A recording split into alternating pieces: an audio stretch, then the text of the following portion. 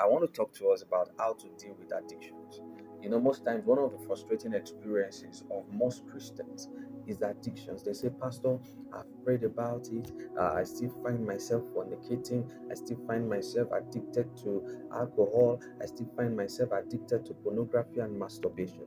This thing I want to share with you will set you into a life of freedom if you practice it and believe it wholeheartedly. First and foremost, I want to share with us, how does addiction comes? When you understand how addiction comes, you will know how to deal with it. Romans chapter 6 from verse 12, it says, let not sin therefore reign in your mortal body, that you should obey the lust thereof. Did you see that? That you should obey the lust thereof. And then verse 13 says, neither yield ye your members as instruments of unrighteousness unto sin, but yield yourself unto God as those that are alive from the dead, and your members as instruments of righteousness unto God. Did you see that? It tells us that, see, these things are product of what you obey and what you yield yourself to.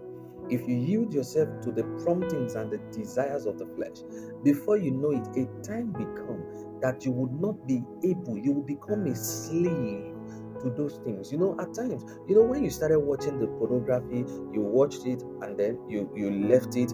Sometimes you had control over it, but a time came that you became a slave.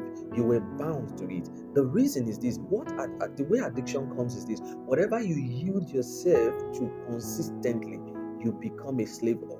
And that's what Paul was telling us in the 16th chapter of Romans chapter 6. He says, know ye not that to whom ye yield yourselves servants to obey, his servants ye are, to whom ye obey, whether of sin unto death or of obedience unto righteousness.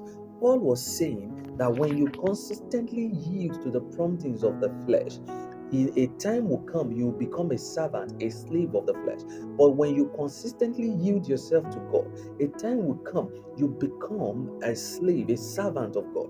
What that means is this: yield yourself to God. As you yield yourself to the promptings of God, at times it may be painful when you are just starting out, but a time comes, the spirit of obedience, the spirit of grace will overwhelm you. You discover that serving God or doing the things of God is no longer as stressful or as difficult as it used to be. Nature abhors virtue.